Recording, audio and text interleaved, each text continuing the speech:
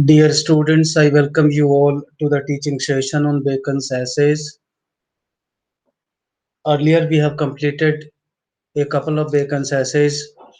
The remaining two we will complete today and tomorrow. To begin with, I take up the essay of revenge. Revenge, like any other essay, is a beautifully written essay, remarkable for the style of brevity, as the other essays of Bacon are. The very opening sentence of the essay sums up the very spirit of revenge. Bacon's defining about the revenge, he defines everything in a single sentence, and in a single sentence containing only, in a way, some 6 words, defining revenge that can be explained in pages and pages. Now he opens up the essay by saying revenge is a kind of wild justice. Now, when he talks about it, Bacon says that nobody can deny the fact that revenge is a kind of justice. There are evil effects of taking revenge also, but then this is a kind of justice. But then this is also opposed to the canons of a civilized society. There are three very important things which Bacon has made in this opening sentence. Number one, he says that everybody is aware that revenge has got the evil effects on an individual and the society in total. Number one. Number two, he says it is a justice also, but then wild justice. What does the word wild mean? Wild mean that this is a justice opposed to the canons of a civilized society. So this is how the essay opens. Before I go ahead, I would like to give you some 5 to 10 lines so that you can sum up the spirit of the essay and can carry the spirit of the very essay with you all the time. And therefore, take out your pen and start writing. Raj, take out your pen and start writing. I am doing the essay of revenge. Now, there are some 5, 6 things which I have just said before you joined. I would like you to take them down so that you remember as to what Bacon means by the concept of revenge. In fact, sir he has got nothing new to say. Yes, बताइए. Sir please increase your voice ना बहुत धीरे आ रही है. Oh, is it all right now? Because you see, as far as the voice is concerned, I have kept the full volume of my laptop. Is it okay now? Yes sir yes. Okay. Now, I have said something about the essay of revenge. The essay of revenge opens up with a very appealing sentence, appealing in the sense that is, it sums up the very spirit of revenge. And he says, revenge is a kind of wild justice. Now, in this very small sentence, he talks about three things. And what are those three things? Number one, he says that revenge has got the evil effects on the individual as well as the society. Number one. Number two, he says that it goes without saying that it is a wild justice. It is a justice, but then it is wild justice. And number three, since it is wild justice, it is opposed to the canons of civilized society. So these are the three things that he has made in the opening line of the essay, which is very remarkable. Now, this opening line defines the very notion of revenge. What he says, revenge is a kind of wild justice. So, what he is trying to say is that revenge undoubtedly has got the evil effects, number one. Number two, it is a justice. But number three, it is wild and therefore opposed to the canons of civilized society. And therefore, write down number one. Number one, take out your pen and start writing. Yes, sir. Number one, revenge is a kind of wild justice. Revenge is a kind of wild justice. Revenge is a kind of wild justice.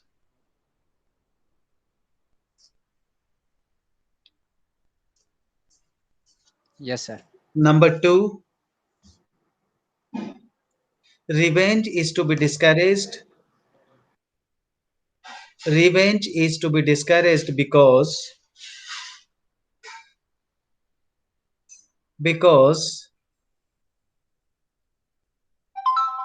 it puts the law, it puts the law, LAW, it puts the law out of office. It puts the law out of office, Out of office. Okay, sir. out of office, OFFICE. What does it mean? It means that it is the revenge that makes the law ineffective. Revenge makes the law ineffective because the revenger is offending the law. Of course, the person who committed the crime was a criminal, but then the person who is taking revenge upon the criminal is also a criminal, and therefore he says that he makes the law ineffective.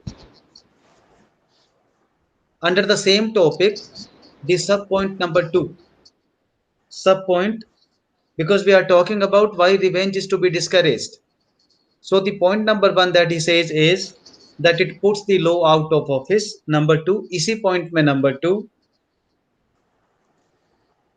it is ignoble.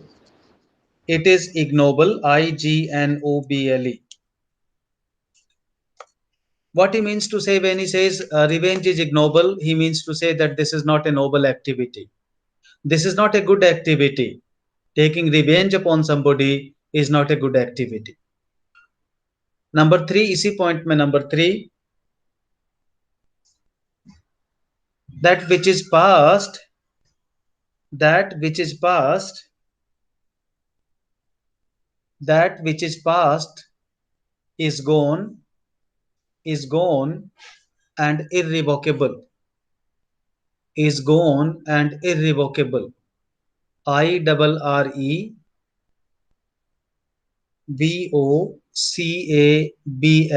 irrevocable. Irrevocable means cannot be called back, cannot be called.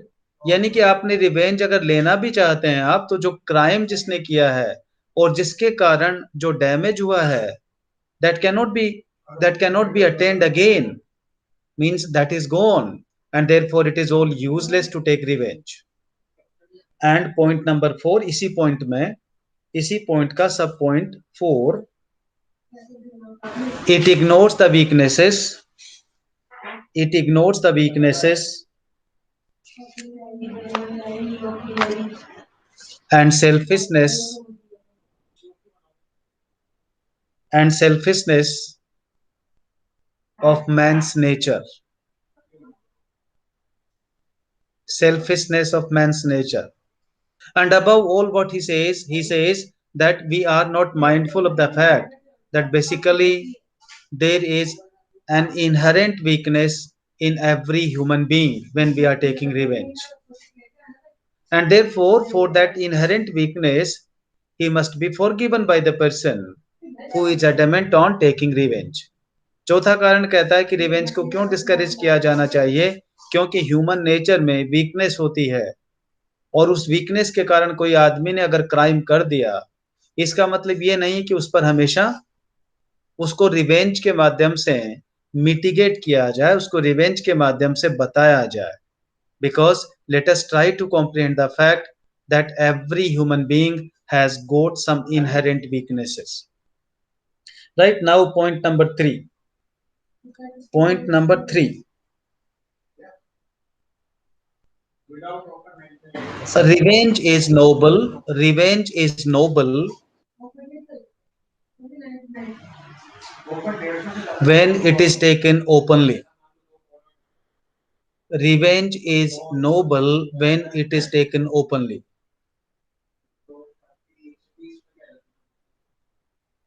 Now you see here what he's saying.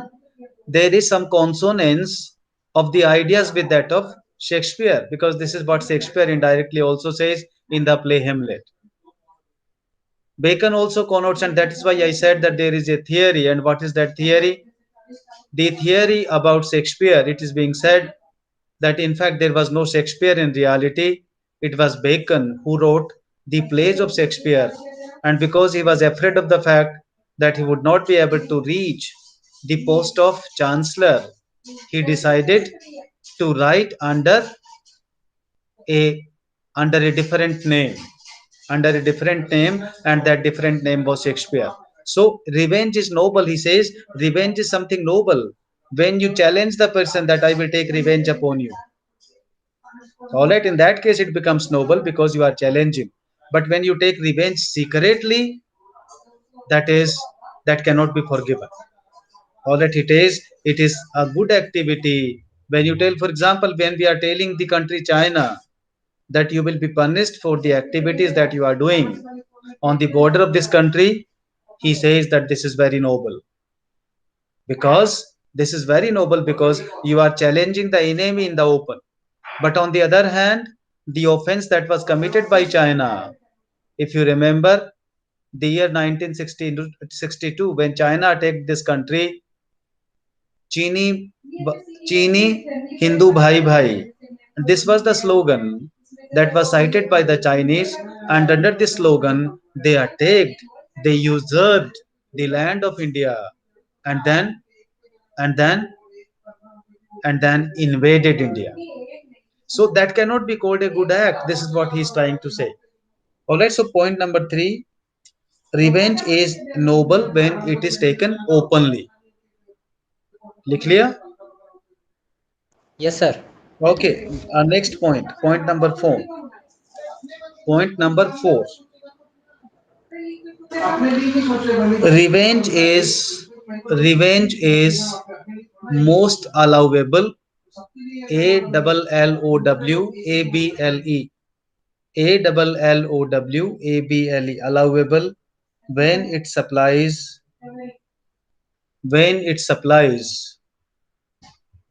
the defects of law. When it supplies the defects of law.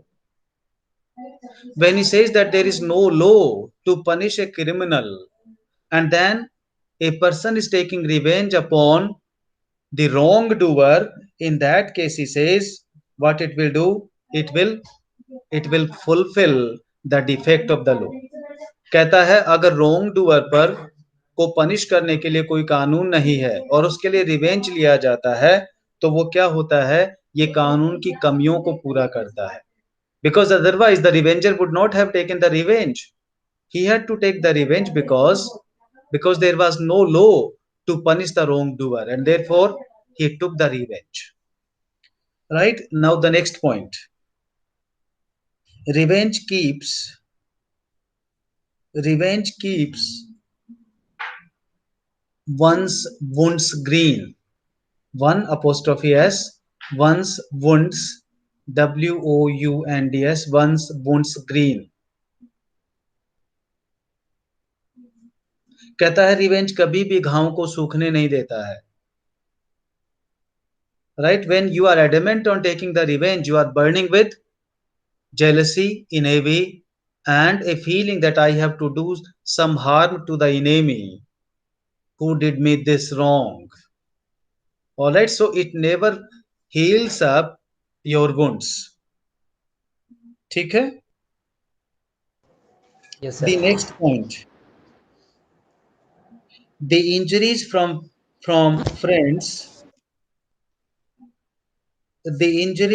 friends should be forgiven. should be forgiven,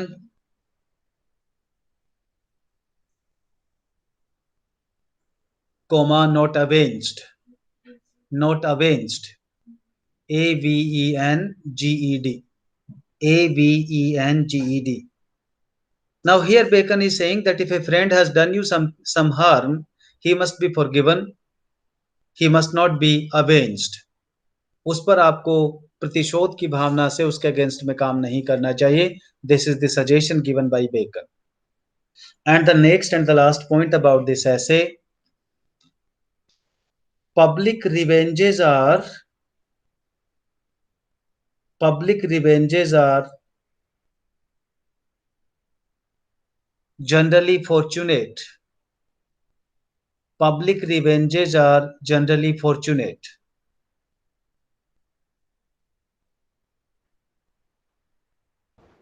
Yes, sir. comma, not the private ones. Not not the private ones. Now the same example I would like to forward to you again, like that of China or like that of Pakistan. When Pakistan did some harm to this country, what India decided that it would take revenge upon Pakistan, and therefore it invaded Pakistan and settled the score. He says that this type of revenge is called the public revenge, and public revenge are usually fortunate because they settle the things in the right perspective. They settle the things in the right perspective. These are the main points about the essay which you need to remember when you have to comment the upon the essay or the concept or the notion of revenge which has been explicated by Bacon in the essay of revenge. Now I start the essay. Revenge is a kind of wild justice which I have already explained to you. And why does he say it is a wild justice? As I said to you, he makes 3 points. Number one, revenge has got the evil effect. Number two, revenge is a justice. And number three, revenge is wild in approach. Why wild? Because it is opposed to the canons of civil society or civilized society, which the more man's nature runs to, the more outlaw to weed it out. He says everybody is a keen or everybody tends to be revengeful in some or the other way. कहता है हर आदमी की प्रकृति में होता है revengeful होना, but on the other hand there are laws also which would try to eliminate it. कहता दूसरी तरफ कानून भी ऐसे हैं जो इस रिवेंज को खत्म करना चाहते हैं. The more ought law to weed it out. कहता the tendency to take revenge cannot be reduced despite the fact that there are a number of laws which have been enacted to weed out the tendency of being revengeful. Weed out means eliminate or remove. For as for the first wrong, it doth but offend the law. It doth means it does. For as for the first wrong, it doth but offend the law, but the revenge of that wrong putteth the law out of office. He says that revenge is opposed to the canons of civilized society for two reasons. Number one, it will put law out of office, means it will make the law ineffective. To be revengeful, one should not be revengeful for two reasons. Number one, it will make the law non-functional. It will make the law ineffective. And then he talks about the second reason also. And what is the second reason? The second reason that he says is certainly in taking revenge, a man is, but it doth but offend the law. Certainly in taking revenge, a man is but even with his enemy, but in passing it over, he is superior. And he says that a man is offending the law, he is making it ineffective, he is offending and putting the law out of office. He is doing both the things. He is not only making the law ineffective, but he is offending the law as well. This is what he says, and therefore taking revenge should not be taken recourse to. And then he talks about it. Certainly in taking revenge, a man is but even with his enemy. कहता है जब आदमी revenge लेता है तो जिसने रोंग doer के बराबर हो जाता है. Because the wrongdoer did something wrong to the person who is taking revenge, and by taking revenge upon the wrongdoer, he has become even with him. He has become even with him or with the enemy, but in passing it over, he is superior. But he says that if the revenger can forgive, forgive whom? Forgive the wrongdoer, then that would be something very great. For it is prince's part to pardon, because he says forgiving is the part of the prince. Or he says that it is better to forgive. Of course, he says that if there is a person, what he is doing, let me do it again. Certainly, in taking revenge, a man is but even with his enemy. That by taking revenge, a person becomes even with the enemy. But if a person can forgive the wrongdoer, then he is like that of a prince, because only the great people, he emerges as a great man, because only the great man can forgive. So he says forgiveness is certainly better because it is the art of the prince. Forgiveness is certainly better because it is the art of the prince. And then he quotes Solomon. Solomon was the son of David, and he wrote a book. Uh, the name of the book was Proverbs and Ecclesiastes. Proverbs and Ecclesiastes. You can write down if you want to Proverbs and Ecclesiastes, Ecclesiastes. Now, this is the part of the Old Testament. This is the part of the Old Testament. Now, he quotes from Solomon, and what he says, I am sure Seth means said, it is the glory of a man to pass by an offense. He says forgiveness brings glory to a person. Forgiveness brings glory to a person. That which is past is gone and irrevocable, because he says that the things which are gone cannot come back. And therefore, even if the wrongdoer has done something wrong, by taking revenge upon him, you cannot restore the damage. You cannot restore the things which were damaged by the revenger, by the person, sorry, by the wrongdoer. And therefore, he says, taking revenge is all useless. That which is past is gone and irrevocable, and wise men have enough to do with things present and to come. Therefore, they do but trifle with themselves that labor in past matters. That which is past is gone and irrevocable, and wise men have enough to do with things present and to come. And he says, and therefore, wise men do not look back. Means wise men are never adamant on taking revenge, but what do the wise people do? And wise men have enough to do with things present and to come. And therefore, he says that wise people always look forward. They look to the present and they look to the future. They do not look back. They do not look to the wrongdoings which have been done to them.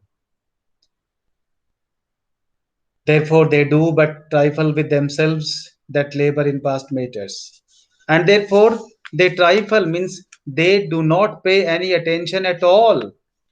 They do not pay any attention at all to the trifles, to the tiny things, to the tiny wrongs, or to the wrongs that were done to them. But what they are doing, they are paying more attention to the present and the future. And wise men have enough to do with things present and to come. Therefore, they do but trifle with themselves that labor in past matters. There is no man doth a wrong for the wrong's sake, but thereby to purchase himself profit or pleasure or honor or the like. And he says, now he makes a very, very significant observation. And what is that observation? That a revenger is not taking revenge for the sake of revenge. कि एक प्रतिशोध लेने वाला सिर्फ प्रतिशोध के लिए प्रतिशोध नहीं लेता है, बल्कि किसके लिए लेता है? There is no man doth a wrong for the wrong's sake. I'm sorry, not revenge. But he says that a wrongdoer does not do the wrong for the sake of doing wrong. कि जो खराब काम करने वाला है, यानी कि किसी को क्षति पहुंचाने वाला है, वो सिर्फ इसके लिए नहीं कि मुझे उसको क्षति पहुंचानी है, इसके लिए काम करेगा, बल्कि किसके लिए करता है? And now he explains what he does. There is no man doth a wrong for the wrong's sake, but thereby to purchase himself profit or pleasure or honor or the like. He does the wrong because this wrongdoing will bring him profit, or will bring him pleasure, or will bring him honor, or some other thing of the like. कहता है आदमी इसलिए इस wrong doing को करता है क्योंकि वो सोचता है कि इससे उसे प्रॉफिट मिलेगा, इससे उसे आनंद मिलेगा, प्लेजर मिलेगा, या उसे सम्मान की प्राप्ति होगी, और इसलिए वो इस तरह की रॉन्ग को करता है. Therefore, why should I be angry with a man for loving himself better than me? And therefore he says, why should I be angry with a man for loving himself better than me? Because he says, this is in the human nature. I should not get angry with a person who loves himself more than anybody else. Naturally, you would love yourself more than you do anybody else. So I should not hate this. I should welcome that feeling. He says, therefore, if there is something natural or inherent in man's nature, we should respect that inherent nature. And if any man should do wrong merely out of ill nature, why yet it is but like the thorn or briar which prick and scratch, because they can do no other. And then he explains and he says that if a person has done the wrong for the sake of wrongdoing, then then and he goes saying this. And if a man should do wrong merely out of ill nature, if a person is doing the wrong because he does have ill nature or bad nature, why yet it is but like the thorn or briar. He says it is like the thorn. Thorn का मतलब कांटा. It is like the thorn or briar which prick and scratch. कहता this thorn will prick you. It will scratch you because these type of people cannot do anything better. कहता जिस आदमी की प्रवृत्ति में, यानी कि ऐसा आदमी है जो रोंग के लिए रोंग करता है, वो रोंग के लिए रोंग करेगा क्योंकि ऐसे आदमी की प्रवृत्ति में और कुछ करने के लिए है ही नहीं. Because he cannot do any good to any person, and therefore all the time what he will do, he will be adamant on doing the harm only. Therefore but why yet it is but like the thorn or briar which prick and scratch, because they can do no another. The most tolerable sort of revenge is for those wrongs which there is no law to remedy. But then let a man take heed the revenge be such as there is no law to punish. The most tolerable sort of revenge is for those wrongs which there is no law to remedy. And again, look at the significant observation made by the prose writer, because as you know, he was the Lord Chancellor also, the Lord Chancellor of England, which is the highest position in judiciary, or that was the highest position in judiciary in England during those times. And therefore, what he says, therefore, why should I be angry with a man for loving himself better than me? Sorry, the most tolerable sort of revenge is for those wrongs which there is no law to remedy. And therefore, he says, कहता सबसे tolerable जो revenge है, इसलिए वो कौन सा है? उन गलतियों के लिए लिया गया रिवेंज है जिसके लिए कोई कानून ही नहीं है, जिसके इलाज के लिए कोई कानून नहीं है. He says that for those wrongdoings, revenge can be justified, under which the wrongdoer cannot be punished according to the law. He says that there are certain wrongdoings.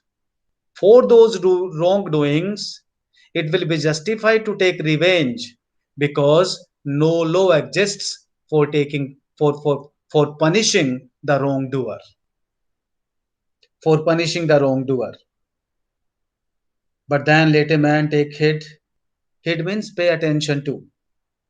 Take heed the revenge be such as there is no law to punish. But then he says that a person who is adamant on taking revenge must be careful of the fact that he must take the revenge in such a way for which he cannot be punished as per the law. कहता they look at the pragmatism of the prose writer, look at the pragmatism of Bacon. कहता revenge इस तरह से लिया जाना चाहिए कि revenger को नियमों के अनुसार पनिश नहीं किया जा सके. And therefore indirectly he is giving something very practical. Although he says revenge is something ignoble, but then he says revenge must be taken in such a way, if it is to be taken, it must be taken in such a way that there is no provision to punish the avenger under the law or under the laws which exist. Revenge be such as there is no law to punish, else a man's enemy is still beforehand, and it is 2 for 1. Otherwise, the prose writer is making a very practical suggestion, giving a very practical insinuation, and he says, if he does not keep this fact in mind, he will be having 2 enemies. How 2 enemy? One will be the enemy upon whom he takes the revenge, and number 2, even the law will become his enemy.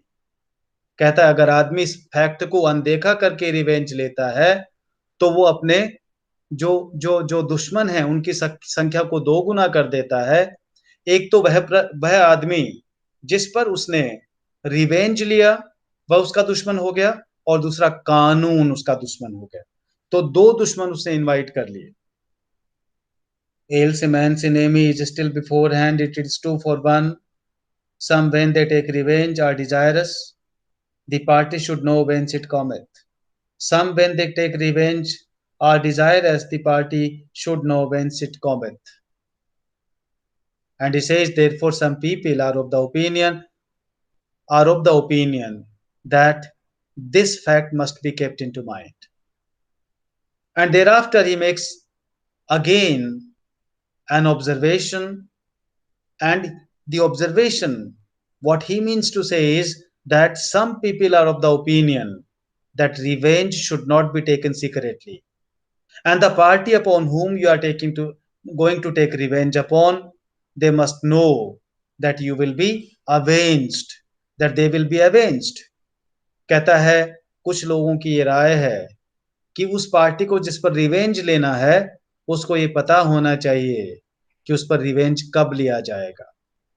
Because and thereby what he means to say that revenge should not be taken secretly. There are a couple of people who believe in that idea. Some when they take revenge are desirous, the party should know whence it cometh. Whence it cometh means from where it comes. From where it comes. This is the more generous, more liberal. For the delight seemeth to be not so much in doing the hurt as in making the party repent.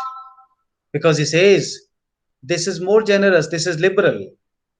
Because the moment you tell them that you will be avenged, revenge will be taken upon you, then your purpose is not to do any harm, and your purpose is not to do any damage to the wrongdoer.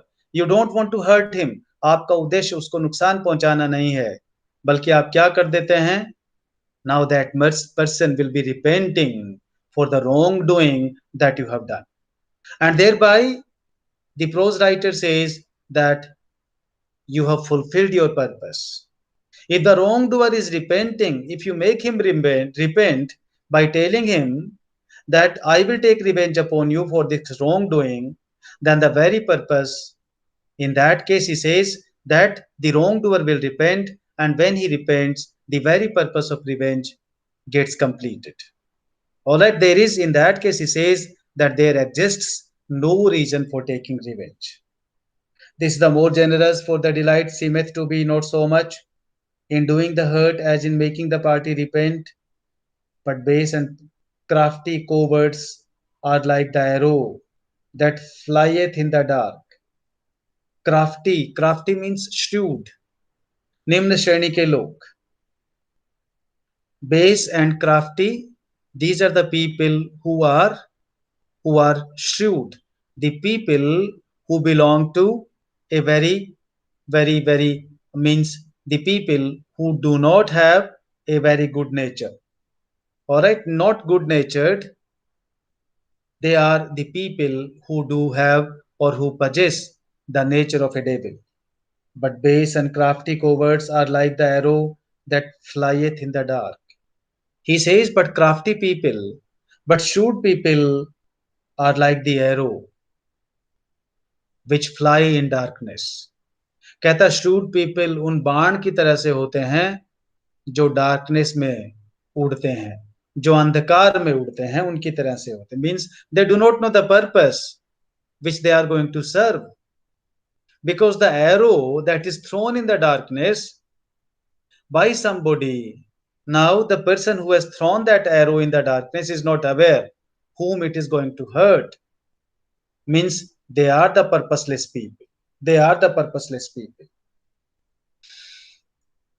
Cosmus, Duke of Florence, had a separate saying against perfidious or neglecting friends. Now he is talking about Cosmus. He was the Duke of Florence, and what he said, had a desperate saying, desperate, frustrating, disappointing saying against neglecting friends, as if those wrongs were unpardonable. He had got something to say about the neglecting friends, as if those wrongs are unpardonable.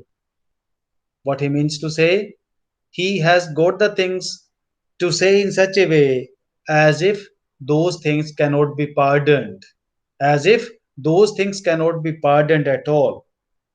You shall read that we are commanded to forgive our enemies, but you never read that we are commanded to forgive our friends.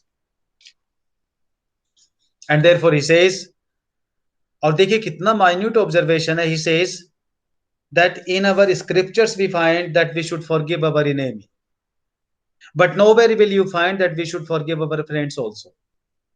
And this is contradictory. कहता है कि हमें हर जगह ये देखने को मिलता है, पढ़ने को मिलता है कि हमें हमारे शत्रुओं को माफ कर देना चाहिए, लेकिन कहीं ये लिखने को देखने को नहीं मिलता कि हमें हमारे मित्रों को भी माफ कर देना चाहिए. And therefore there is a contradiction in it, and thereby the implication is, but yet the spirit of Job was in a better tune. Shall we take good at God's hand and not be content to take evil also? And what he means by saying this, he says, shouldn't we take the good from good hands? Means the friend was good for us, and therefore what we are doing, although he did something harmful to us, so what we should do by returning good, what we are doing good for the sake of good. When we can return good to the evil, means to the enemy also, why can't we return good to the good? Means he says that the friends must also be forgiven. कहता है जब हम अच्छे को, अब बुराई को अच्छाई के साथ ट्रीट कर सकते हैं, तो अच्छाई को अच्छाई के साथ क्यों नहीं? And therefore he says that even friends must be forgiven. And so friends in proportion, and therefore he says that I believe that even friends must be forgiven. This is certain that a man that studieth revenge keeps his own wounds green. This is what I said to you also. This is one of the most significant observations that the writer has made here. He says that the avenger always keeps his wounds green. कहता है Avenger हमेशा, जो आदमी हमेशा प्रतिशोध की भावना से जलता है, उसके घाव हमेशा हरे रहते हैं, which otherwise would heal and do well. If he does not burn with the passion of revenge, what will happen? The wounds will heal up and he will be a better human being. कहता अगर वो revenge की भावना से नहीं जलेगा तो उसके घाव भर जाएंगे, और भरने के बाद में क्या होगा? He will be functioning as a better human being rather than the other way around. Public revenges are for the most part fortunate, as that for the death of Caesar. Now he gives the example also. Caesar was publicly executed, and because that was that was told, means it was to be brought to the notice of the public. And he says, therefore, public revenges usually are fortunate because usually they are done in the interest of the public. Usually they are done to sustain the interest of a society. For the death of Pertinax, for the death of Henry III of France, and many more. And he gives several examples. He says, take for example the death of Caesar, take for example the death of Pertinax, take for example the death of Henry III of France, and many more. And he says several other types of the type. But in private revenges, it is not so. But he says, in the case of private revenge will be always unfortunate. Private revenge will always be unfortunate. Public revenge is always fortunate. But in private revenges, it is not so. Nay, rather, vindictive persons. Vindictive means revengeful. Vindictive means revengeful. Vindictive persons live the life of witches. Vindictive persons always live the life of witches. Very significant. कहता है ये जो vindictive प्रतिशोधात्मक प्रकृति के व्यक्ति हैं, वो हमेशा किसकी जिंदगी जीते हैं? विचेस की जिंदगी जीते हैं. विचेस का मतलब जानते हैं ना? मैकबेथ में विचेज आती हैं, पिशाचिनी, भूतनी, प्रेतनी, राइट? उनको कहते हैं विचेस. तो वो कहता है कि जो लोग क्या होते हैं? विंडिक्टिव होते हैं, वो लोग पिशाच की जिंदगी जीते हैं. who as they are mischievous, so and they unfortunate, because he says that by nature they are mischievous and therefore their end is always unfortunate, that their end is always unfortunate, right? And he makes this beautiful comparison because he says that the revengeful person, the vindictive person, always brood upon mischief, and then they die ingloriously. They die ingloriously because they are often caught in their own nests, as witches are put to death by torture. As witches are put to death by torture. He says that they are caught in their own nest. In their own nest means the problems which are created by these people, and die their own death. And therefore, this is a very beautiful comparison that has been made by the essayist, the comparison of the vindictive person with that of a witch. All right, for two reasons. Because he says, like the witches, what these people do, the revengeful person, they always brood upon mischief. कि वो हमेशा किसके बारे में सोचते रहते हैं? उनका दिमाग हमेशा किस तरह से मिसचीफ किया जाए, उसके बारे में उनका दिमाग काम करता है. And secondly, what he has got to say, that these people die ingloriously. These people die ingloriously. And who are these people? Who are these people? The revengeful people. कहता उनको कभी जिंदगी में प्रसिद्धि नहीं मिलती, और वो ingloriously means people keep criticizing them, people keep condemning them, and they are never appreciated for the things that they are doing. Right? So these are the two reasons for which the prose writer, or that is Bacon, has made a comparison of these people with the witches. Right, so this is all about of revenge, a very beautiful essay, as I said, like other essays of Bacon. Now we are left with one essay that we will do tomorrow, and that is the essay of truth. All right, as you know, uh, yes, Raj, have you got something to say? No, sir. Okay, because you raised your hand, that was the signal that came. Galti se ho So gaya. I thought that you might be having some question to raise. Yes. Okay, Yes. anyway, so we stop it here. We will continue tomorrow and we will do the essay of truth, right? Okay, until Okay, then, sir. bye bye. Okay, Thank you, have a sir. nice day. Have a nice day. Thank you, sir.